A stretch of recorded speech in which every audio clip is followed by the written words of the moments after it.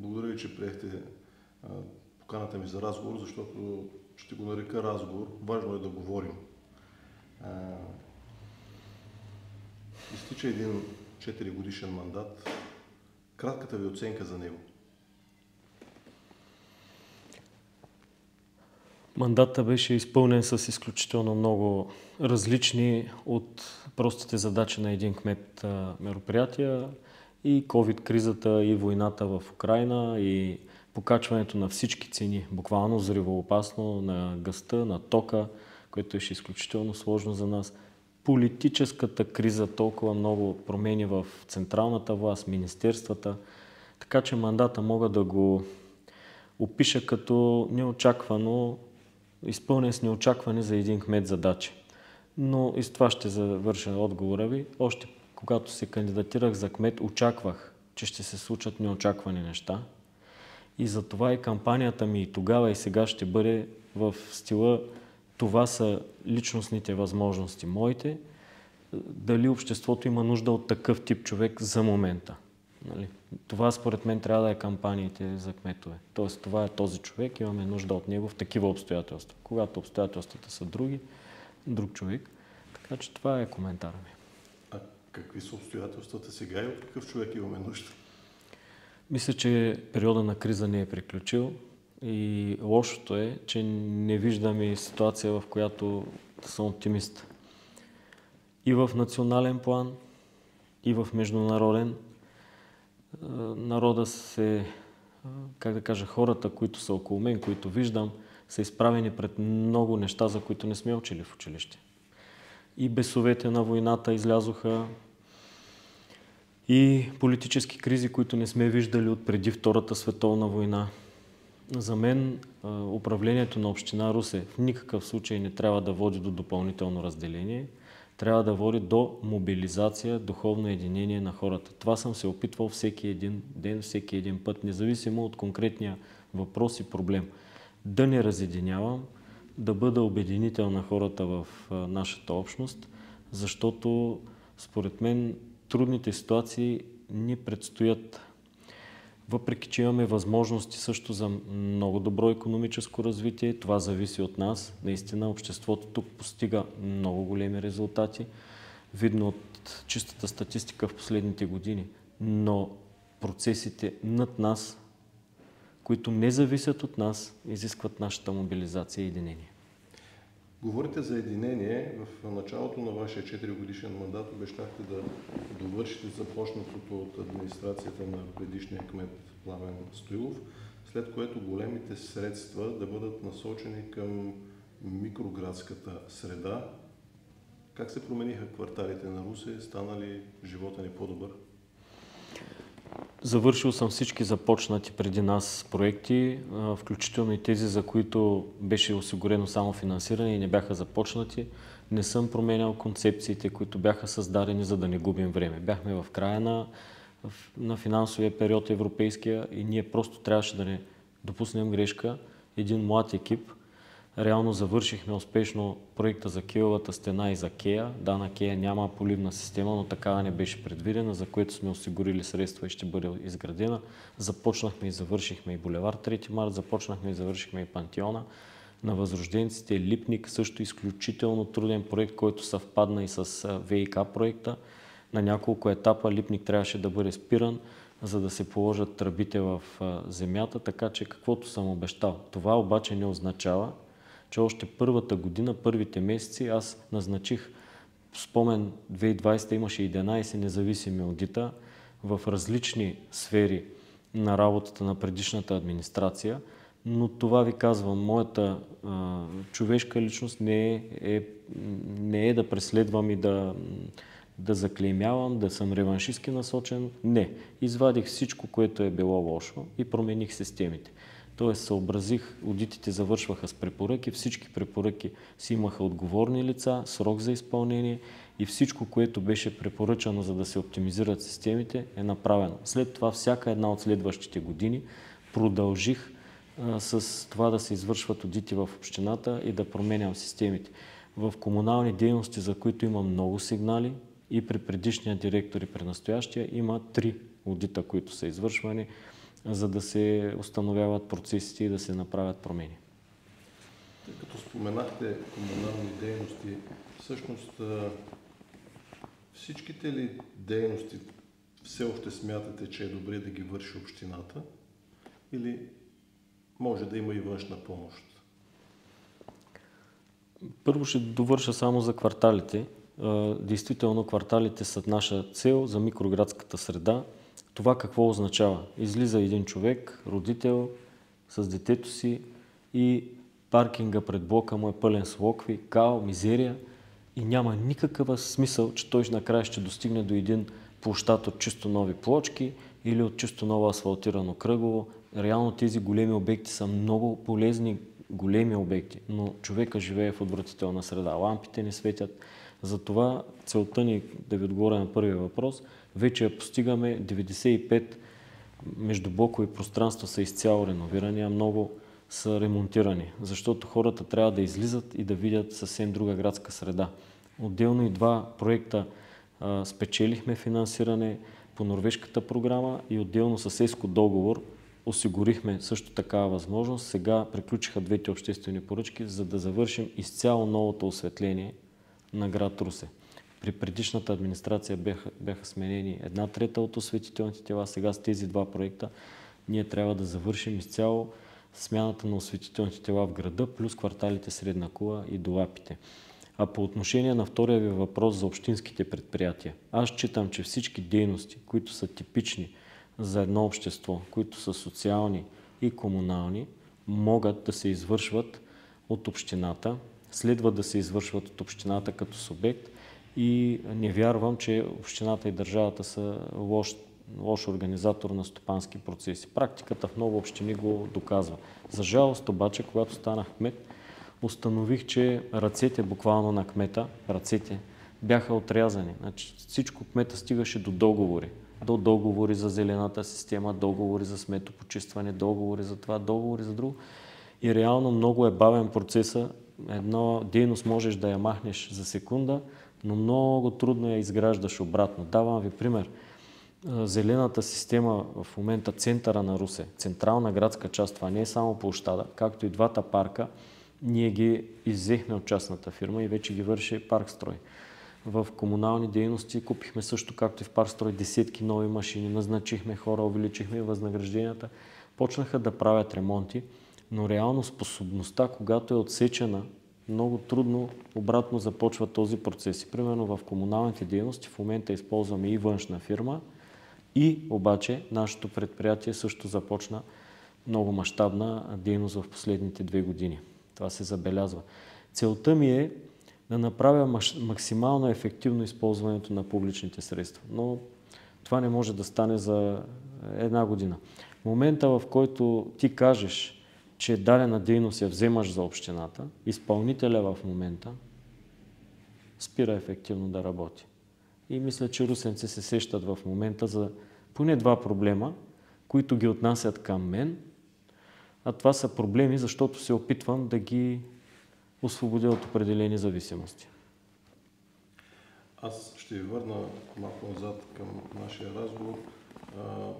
Съгласен съм с вас за това, което се случва в кварталите, но в началото на вашия мандат вие ни обещахте, че входно-изходните точки на града също ще бъдат облагородени и ще се гордеем, когато напускаме или се връщаме в Русе.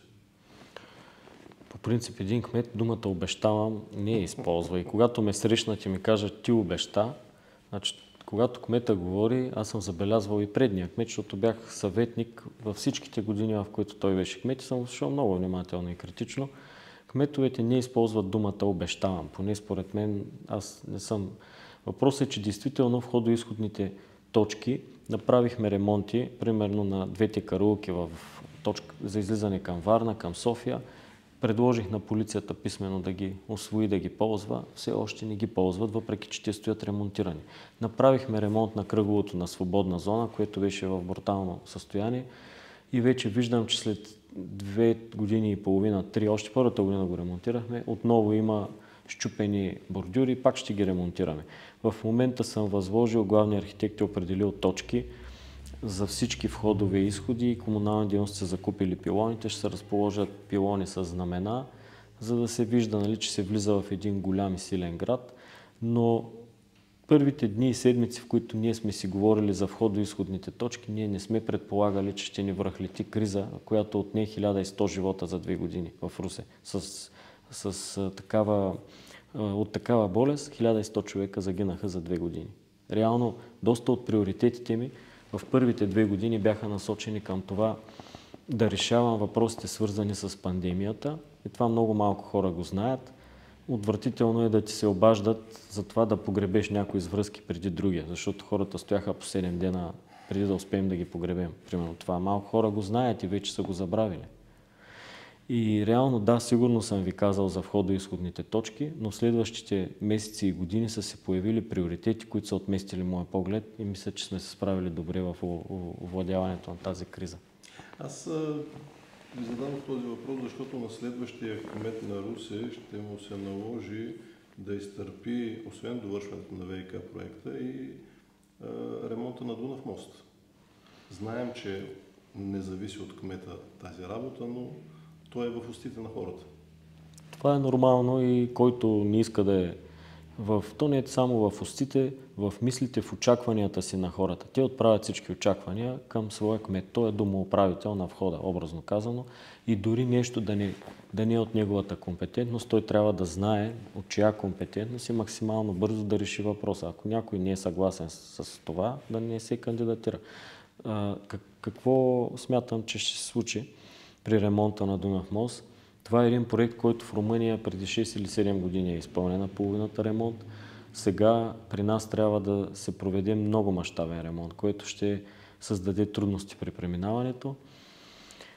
Реално в момента тези трудности са вече факт, защото държавата започна голям ремонт в участък в Западна България, което ограничава възможността на камионите да отиват към Дунав мост 2 при Видин и реално почти целият трафик е при нас. Отделно войната също насочва огромен трафик. Всичко, което е минавало през Черно море с кораби или през Украйна, Русия и Кавказ, в момента всичко това минава през България и през Русе. Така че, вижте, по-хубаво от това, че сме на кръстопът, са казвали старите хора, няма, нали, и магазин са казвали да правим на кръстопът. Реално обаче ние до момента сме търпяли само вреди и щети. И инфраструктурата се смазва, и въздуха се замърсява от тези газове. Това, което трябваше да се направи отдавна, мисля, че почва да се случва. Мястото на камионите е в съоръжения, в паркинги и те трябва да бъдат организирано подвеждани. И община Русе прави всичко възможно в тази насока, за да не бъдат камионите по булевардите, където 30 години са били. Много хора са се сменили и какво са сменяли? Дали ще чакат към Мартин или ще чакат по булевард България? Това смяна ли? Смяната е да ги махнеш камионите. И ние не само сме ги махнали, а в момента от трафика в общинския бюджет от последните 2 години са влезли 1 700 000 лева, което реално от проблема ние превръщаме в възможност. И според мен, а това е в общинския бюджет. В момента много от камионите са в доста частни паркинги. И аз съм минала по тези паркинги и те собствениците стоят доволни и усмихнати, защото тези камиони преди това бяха на булеварда. В който проявява интерес, може да се разходи, да види по булевард Отракан към свободна зона. Има и други съоръжения, частни, които камионите в момента пребивават и тези собственици също реализират печалби. Общинската част на паркинга кога ще бъде готова? Общинската част на паркинга си осигурихме средства от правителството 3 милиона лева, но в последните седмици бях сигнализиран за проблем и съм насочил проверка, защото там е установено незаконно строителство, което изключително ме притесни. Веднага съм изпратил колеги от общината, установено е, сигнализирал съм всички институции и съответно в момента трябва да се предприемат законовите мерки, което ще и направя. Съответно, никой не трябва да мисли, че може да нарушава закона в Русе, а би трябвало и в България, независимо кой е. И съответно за това нещо съм изпратил проверка и съм насочил, в момента мисля, че и други контролни органи вече са се сезирали, което ги аплодирам и ще окажем пълно съдействие за установяване на фактите. Преди 4 години в сферата на образованието, която за вас беше сред основните приоритети, обещахте да работите за едносменен режим на, ако обещахте, едносменен режим на обучение, пълен контрол относно храните, сградите и дворовете да се охраняват също с видеонаблюдение и да бъде осигурено медицинско обслужване в детските градини и в русинските училища. Поне по мое мнение остана само едносменното обучение като проблем. Кога ще бъде решено? Един от основните фактори младите хора да остават в нашата общност не са само заплатите. Освен заплатите, за мен това е микроградската среда, за която говорихме, но другото е отношението на обществото за тяхните деца. Това е глобалният въпрос. Тук аз казвам да отгледаме нов тип поколение. Ново поколение. И сега ще ви кажа защо го казвам. Всичко, което изредихте, са елементи, бороми в една много голяма система. Отглеждането на поколение е задача на обществото. Не само на семейството за конкретното дете. Семейството отглежда 1, 2, 3 деца, тяхните деца, а обществото отглежда поколение деца. Какво правим в Русе и защо казвам, че няма такова отношение, според мен, в друга част на страната към поколението дечица, които сега израстват. Във всички детски градини вече се изучава роботика. Всички третокласници имат възможност, без 3 училища, но и те имат възможност и ще го въведат във всички училища, имат възможност да изучават роботика и софтуерно кодиране. Нещо, което преди беше за деца, които родителите са успели да ги пратят в ЦУНТ.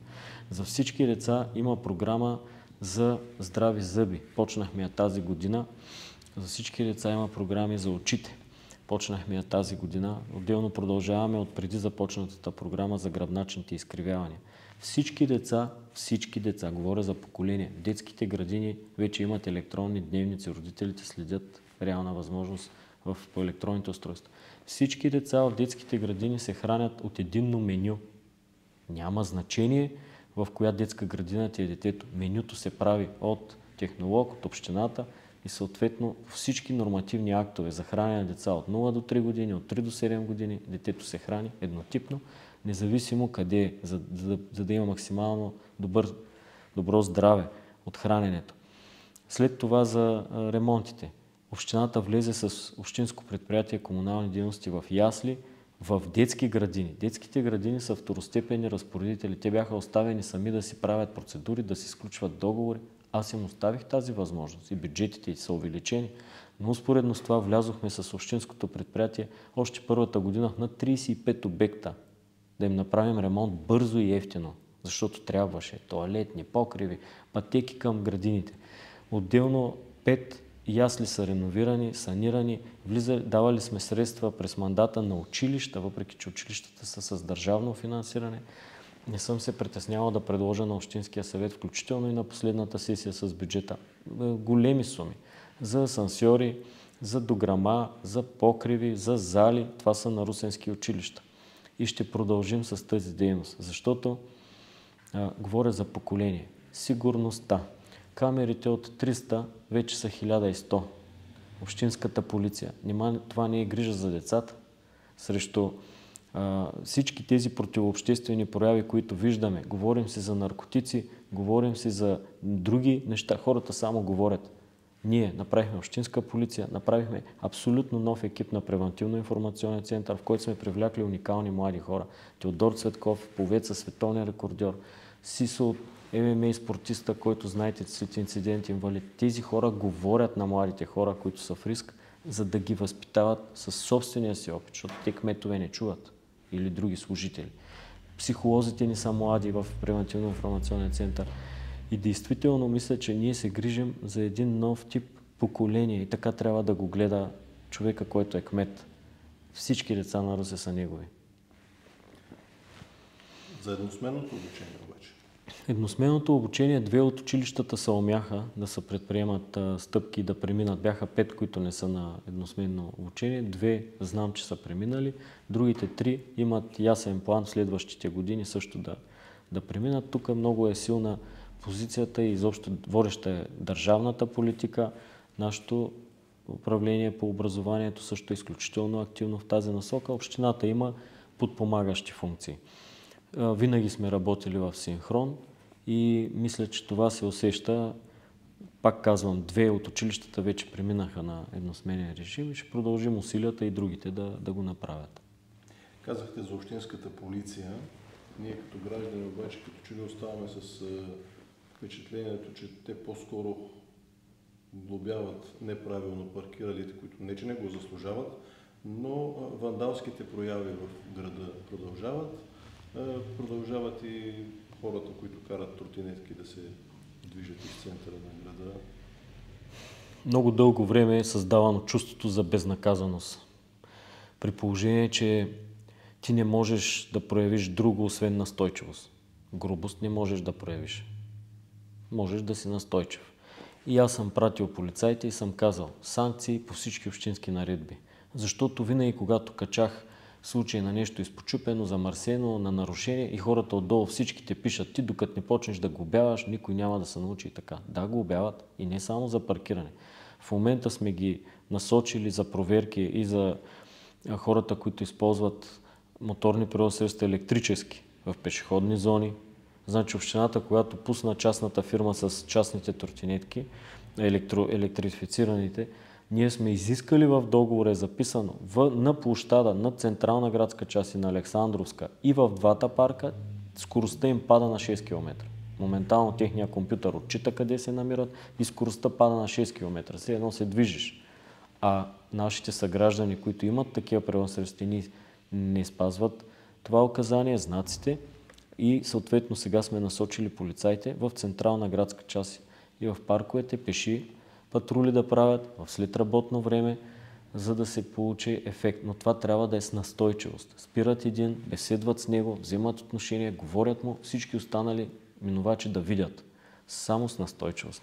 Не можеш да си груб или да плашиш хората. Съответно, мисля, че по обратния път ще премахнем чувството за безнаказаност и чувството, че можеш да рушиш нашето имущество и да поставяш себе си над законите. Мисля, че това ще се случи, но все пак полицията, нашата общинската, действа от 1 януари тази година. До година тя е със само 6 полицаи, 1 ръководител и 5 редови полицая. Дори ръководителя работи с тях на терен, защото са много малко. В момента за до година предвиждам общинската полиция да станат 11 души, което ще им даде възможност за много по-ефективни обходи, пеша дейност и реално местата, които са с струпвания, паметника на моряка, горе знамената до телевизионната кула. Всичките тези места се знаят и периодично се обхождат от полиция, но трябва по-интензивно да се случва, за да се загуби чувството, че може града да има такива места за безнаказани дейности. Преди около седмица получихме съобщение от полицията, че се издирва водач на лек автомобил, който е правил дрифт в центъра на Русе. Къде са камерите на общината, за да го установи? Бих искал да кажа навсякъде, но все още са почти навсякъде. 1100 са камерите и продължават да се увеличават. Всяка една година сме влагали средства за камери и за сървъри, защото камерите се нуждаят и от сървърна мощ. Направили сме 24 часа да работи 7 дена в седмицата, видеоцентър с отделно сървърно помещение, което се охлаждат машините и съответно получаваме видеосигнали и ще продължават камерите да се увеличават. Да, реално и този и много други ги установяваме, но най-интересното и за хората трябва да знаете, че полицията има реален достъп до камерите от 6 тяхни работни места, а вече и ДАНС. И съответно не е нужно да мислят, че ги гледа само общината. Гледат ги вече 3 институции и то в реално време. И просто трябва да се научим в нашия град, че законите ще се спазват. Пешеходците ще пресичат на пешеходни пътеки, колите ще спират на разрешените места. Не трябва да се дрифти, защото не всички, ето сега правим фестивала Маска, като казахте, дрифтове. Това е поредна година, се подпомагат тези млади хора. Защо? Защото те обичат да спортуват по този начин с колите си. И те трябва да говорят на другите, които го правят в градска среда. Не го прави в града, защото другите не могат да карат като теб и ще ги нараниш. Ела на специално място, което е създадено в специални дни и се учи или се забавлява. Скейт парка кога ще бъде готов? Скейт парка се работи, за жалост там има забавяне в работата. В момента проучил съм фирмата, която работи изключително качествена, направила е скейт паркове на няколко места в града, но това е буквално за занаятчийска дейност. Правят всяко нещо на ръка, за да стане уникално съоръжението. Там не е да излееш стени като в блок. Тук имахме проблеми пролета с дъждовете, след това се установи отдолу тръба на ВиК, която я нямаше в кадастъра, тя се преместваше.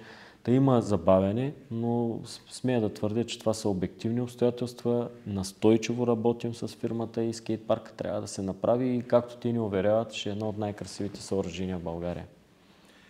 Опонентите ви не скриват, че сте успял да се преборите с модела ГЕРБ,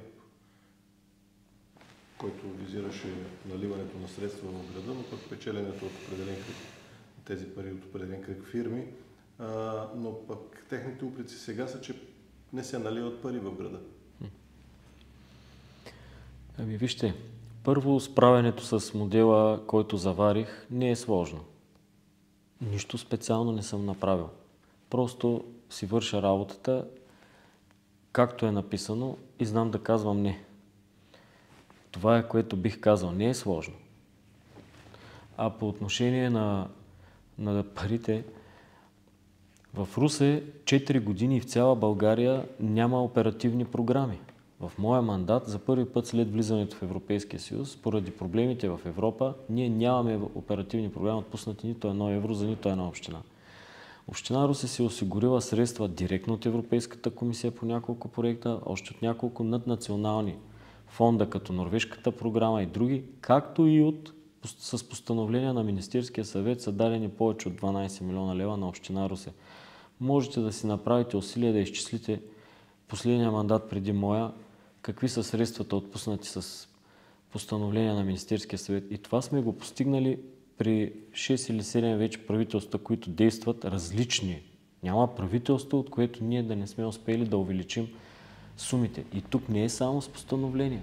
Тук са увеличени всички параграфи в общинския бюджет, които идват от към държавата. И може също да си направят опонентите една графика на парите, които идват от държавата за поне 15 години назад и какво се случва последните 4, което ни помогна да удвоим общинския бюджет. Това се случва с тези две неща, с увеличаването на средства от държавата и с наистина много добрата събираемост. 122% събираемост на местните приходи миналата година и 110% по-миналата година.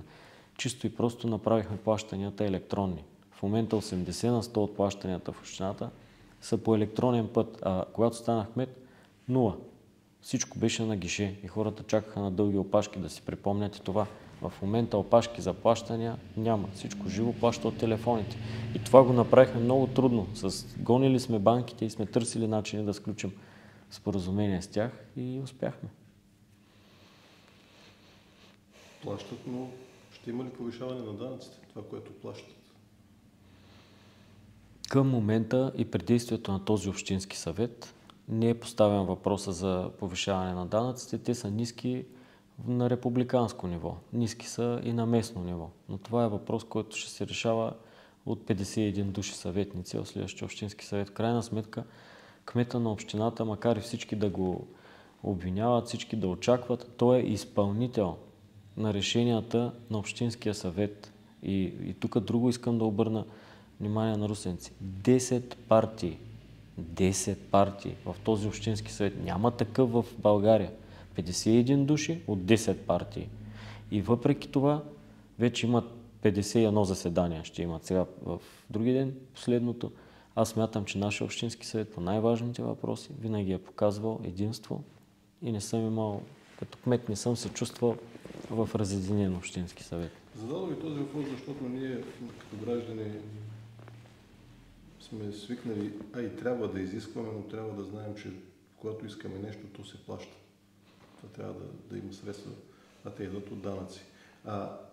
По силите ли е на един кмет на Русе да се справи с проблема на въздуха? Проблема с въздуха. Защото почти във всяка една предизборна кампания, макар и вие да не обичате думата обещавам, кандидатите за кметове не обещават да решат този проблем. Преди няколко дни излезе съвсем ясно становище от Регионалната инспекция по околна среда и водите. А всеки Божи ден, 24 часа, всеки един може да наблюдава, ако иска да си го пусне като фон, да го гледа или периодично да вижда станциите за въздуха, които от показанията от 5 станции са качени онлайн на страницата на Регионална инспекция околна среда. Тези станции, 4 от тях са практически нови, осигурени в този мандат. Имаше 2 по документи станции, когато станахме. Реално беше 1,5, защото другата почти не работи. Всички шейни от нея бяха извадени модулите и бяха някъде дадени да се ремонтират.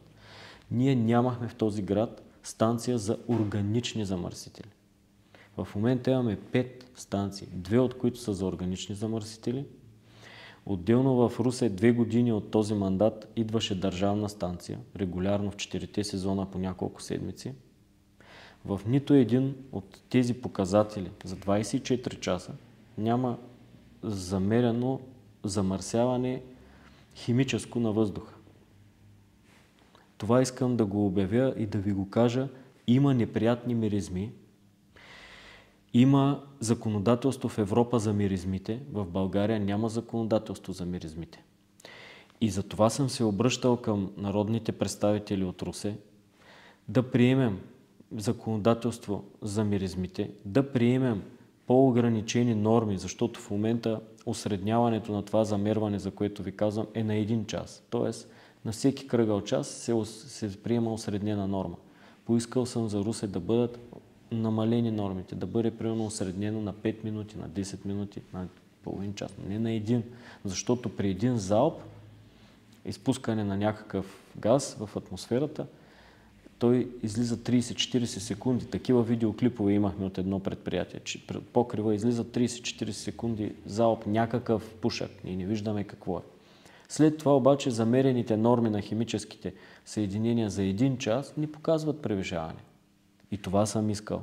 Но това вече е възможност държавата да го направи. В момента си имаме редовно правителство, пак съм изпратил писма и моята надежда е наистина, че ще успеем в този мандат на това редовно правителство да постигнем тази законодателна промяна, още повече, че Русе си има и народни представители и те са активни в тази насока. Ще бъде ли изграден инсинератор в Гюргево? Днеска имах поредна среща с представители на Община Гюргево, на Общински съвет Гюргево. Днес имаше заседание на двете комисии. Има една много интересна комисия на съветници от двата общински съвета, които заседават заедно в една обща комисия по проблеми, които са от взаимен характер. Няма такава институция в Европа между два съседни града да имат обща комисия на общинските съвети. Има го само в Русе и в Гюргево. Няма такъв град друг в Европа. Изключително са ни координирани дейностите с кмета Ангелеско. В момента днеска двамата пишем писма и до президентите, и ново писмо до Министерството на околната среда и водите и на България и на Румъния. Декларации на общинските съвети има, единение има в общностите. Скоро имаш почивните дни протест в Румъния. Там бяха наши граждани, наши русенци, включително и председател на Общинския съвет и заместник кмета бях изпратил тогава. Съответно на протеста пък в Русе имаше техни представители, бях там и ги видях с очите си. Мисля, че единната ни позиция, натиска от страна на двата града, накрая ще имаме успех в тази битка. Летище Русе, на какъв етап е? Кога ще почнем да летим от... Всичко в летище Русе в момента е готово да летите. Значи последно се сложи осветлението, оградата, сградата е ремонтирана. В момента има подготовка на документите, така наречения генерален план, който трябва да мине през Министерството на транспорта, което генералният план е почти готов.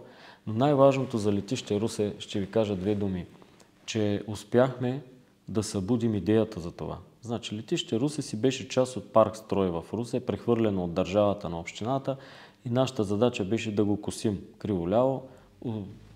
Над 100 000 лева годишно се даваха за охраната, за окосяването и то беше с режим на летателна площадка и самолети от малката авиация можеха да кацнат. Но докато кацат, трябваше да внимават, защото притичваха животни. Ако е мъгливо или е нощно, нищо не можеше да става там. но ние си го пазихме. И голямата победа на обществото в Русе и на предишния кмет и на нашата администрация е, че сме съхранили ситуацията да не се украде, да не се поломи, да не се почупи. Тоест, мъжете, които са охранявали това място, които са се грижили за него, имат изключителното ми уважение. Аз ги познавам всеки един от тях. Те са запазили сградата, прозорците и всичко. Да, като станах кмет, течеше вода по стълбите от всеки дъжд, ремонтирахме покрива и започнахме да ходим по министерствата. Отначало ни приемаха почти с надсмешка. После обаче се свързах с авиационната общност от млади ентусиасти в България, асоциацията на превозвачи, на всички такива дейци, свързах с страшно много хора и в момента това, което трябваше да го прави общината, с средства, които са отпуснати от държавата, защото държавата призна, че има нужда да се направят оградата, осветлението, ремонт, вътре системите за сигурност и проверка на пътниците. В момента го прави частна компания, която влага изключително много средства и реално след решението на Общинския съвет беше дадена такава възможност. Те имат много кратък срок, само 2 години имат възможност да докажат всичко, за което ние говорихме, че трябва да стане. И от 15 задачи, 12 са изпълнени вече. В момента се работи генералния план, чисто документално и наистина съм оптимист. Да, много скептицизъм чувам. Чувам даже такъв пресмехулен тон. Ужасно е, че и от някои от русенци. Иначе в началото на идеята направихме 8000 анкети тогава. Бяха пуснати сред русенците от българска авиокомпания, която има самолетите да възстанови гражданските полети. Тя ги има, аз съм ги виждал, чисто нови самолети ATR-72. И пуснахме 8000 анкети. Русенци са безапелационни, че биха ползвали такъв полет. Още повече, че това отваря възможности на Русия в много други сфери. И за транспорт на товари, и за нови индустриални производства и зони. Нека да не делим на едно, т.е. всичко да е в Русе. Самата община Иваново, примерно, стопанисва имота на бившето поделение, който граничи с нашия. Възможностите тогава стават неограничени. Така че продължаваме стъпка по стъпка. Това е един, между другото, от моите принципи. Стъпка по стъпка. А не да дойде Месията и да ни възстанови летището. Не става. Става всеки ден. Мълча си, когато са скептични, мълча си, когато усмиват. Но накрая полетите ще бъдат възстановени. Сега на 23 след няколко дни, септември, в обиколката на България на всички авиатори, познайте кой град е включен и къде ще кацнат самолетите. В Русе. И съответно тогава всички граждани сутринта, които проявяват интерес, могат да дойдат, да влязат и да видят това, което до момента сме постигнали с нашите си усилия до момента. Обаче продължаваме. Русе не е само града, той и малките населени места. Спомням си, че преди време имаше на вашия предшественик една програма с 100-200 хиляди лева, по която малките села можеха да кандидатстват с проекти. Как сега голямата община се грижи за... Когато станах кмет, община Русе даваше на населените места от община Русе извън града по всички параграфи 3,6 милиона лева. Тоест тук влизат издръжката, токове, заплати, малки населени места, проектите асфалтиране. В момента тази година ние им даваме почти 5,3 милиона лева, което е едно много решително увеличение. Много средства се дават на кметовете, на малките населени места. И тук исках да покажа с това, че независимо, че само един кмет беше избран със същия номер на бюлетина, с която съм избран аз. Всички получават абсолютно увеличение много на средствата по обективни критерии населението в населените места и получават много повече средства, даже за Мартин средствата за асфалтиране, защото е най-голямото населено място и по население, средствата за асфалтиране са повече от удвоени. Това не е бивало.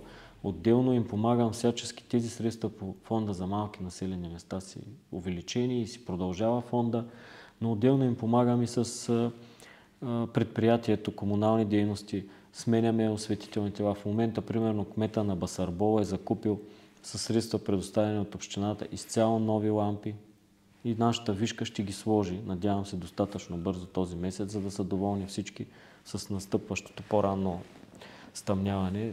Бързаме наистина да му помогнем. Това исках да ви кажа, че навсякъде, ремонт на здравни служби по селата, Започнахме пак с тази в Басарбол. Аз като станах кмет, разбрах, че лекаря в Басарбол, защото той от щастливите села с лекар, който ходи, е лекувал къде? В читалището. То наистина читалищата са важни сгради за населените места в България и в Русия, но не е правилно лекаря да е в читалището и съответно тотален ремонт на здравната служба. Ремонт имаше дограмата на здравната служба и в Ново село. Сега работихме в Долапите в момента, като квартал на Русе. Страхотно запускане на сградата, тотално унищожение. Години никой не е пипал тази сграда и лекаря напусна. Ремонти на тази здравна служба и продължаваме напред стъпка по стъпка. Ще получават подкрепа кметовете и в следващия мандат. И последен въпрос. В началото ви връщам отново на вашия мандат, когато вие тогава бяхте направили едно изчисление, че средната работна заплата в Русе е с около 230 лева по-ниска от средната за страната. Не за София, средната за страната. Имате ли статистика настояща? Да, имам статистика. Средната работна заплата за Русе все още е по-ниска от средната работна заплата за страната. Обаче всички предпоставки, това много скоро решително да се промени, са вече факт. В смисъл не са очаквания, празни приказки. Защо ви го казвам? Русе в момента беше обявен пак от националната статистика за втория град по индустриализация, втората зона по индустриализация след София област. Нашия град, неговото богатство е реално. Да, има средни високи заплати, но те са от сферата, примерно, на дейности, които точно за една нощ изчезват. Например, по-големи градове. Няма да ги споменавам, но туризма какво се случи в рамките точно на една нощ с COVID-кризата? Нашата мощ в Русе е материална, реална. Създават се нови предприятия. 4 нови международни големи предприятия, фирми започват производство отново в сферата на автомобилната промишленост. С основното изискване, за да ги допуснем, беше чистота на производството. Няма да им казвам имената, но после фирми, които са в Русе, работят от много години, удвояват производството си. Най-големият ни работодател Вите удвоява, Бадер удвоява, шивашки фирми строят нови цехове. Това нещо показва едно, че много скоро това индустриално производство хората казват как намират работници. До сега нито един не се е спрял да не намери работници. Просто почват да дават по-големи заплати. И затова ви казвам, идват и международни компании. Има един процес в света, в който производствени мощности от далечния изток се прехвърлят в източна Европа. България и Русе участват в този процес в момента. Затова казвам, че предпоставките тук не са никак лоши, но за реално забогатяване, а не забогатяване имагинерно. Така че в такава насока е и моето мислене. Другото нещо, което ни обвиняват и често пъти чувам за намаляването на населението. Намаляването на населението в Русе е факт, но то е факт в всички. В България има 265 общини и само в 4 общини за последните периоди на изследване, както се прави статистика, имаме увеличение в 4 мънички общини и общото увеличение с 57 души в 4-те. Значи, ситуацията е критична за България, не само за Русе, но в Русе един пък от малкото градове, това критиците могат да седнат малко повече да почитат, при която естественият прираст е отрицателен, да, но аз не отговарям за средната продължителност на живота, за медицинското обслужване, за абсолютно всичко в България. Но механичният прираст в Русе, т.е. дошлите да живеят в Русе, са повече от напусналите града в последните 2 години. И съответно аз гледам механичния прираст, защото то е въпрос на волята на човека. Моето желание беше да спрем напускането доброволно на хората непрекъснато. Защото когато станах кмет 2019 година, имаше 1000 първокласника, 7 години преди това децата, които се бяха родили, бяха 1500. И реално е това доброволно напускане на този град. Определя механичния прираст. А там, последните 2 години, дори ми звъннаха от статистиката да ми го кажат. В смисъл, не стоя да чета статистически сайтове, но хората бяха очудени, звъннаха и ми казаха. Така че това трябва. Не става постоянно да говорим за собствения си град лоши неща. Да, ние участваме в общия процес по намаляване на населението, застаряване, обща продължителност на живота, болести за България в момента. Но Русе трябва да е горд, че избралите да дойдат тук са повече от напусналите му. Един последен въпрос, наистина, понеже стана въпрос за Общинския съвет и това, че успявате, въпреки че е много шарен, да постигате единогласие и единодействие. Всъщност, ако бяха намалени общинските съветници в Русе на 41, по-лесно ли би му се работило на бъдещия кмет на Русе? Аз имам ясна... Участвах в споровете за мажоритарна и за пропорционална система и като юрист, и като човек, като тогава бях народен представител. Всяко ограничаване на представителността на хората, те много го искат. Да си ограничим депутатите, да си ограничим съветниците, излишни заплати, излишно това. Това е един капан за човека и той не го осъзнава. Колкото по-представителна е демокрацията, това означава колкото повече представители избират хората, толкова по-е честна, толкова в момента е по-финно калибрирана, по-добре е да са повече представителите. Защото на един българин, когато съм учил конституционно право при 240 народни представители, се пада на един представител 10 000 примерно или 20 000 избиратели. Когато намалява населението, ние казваме да намалим народните представители. Всъщност не става нищо лошо.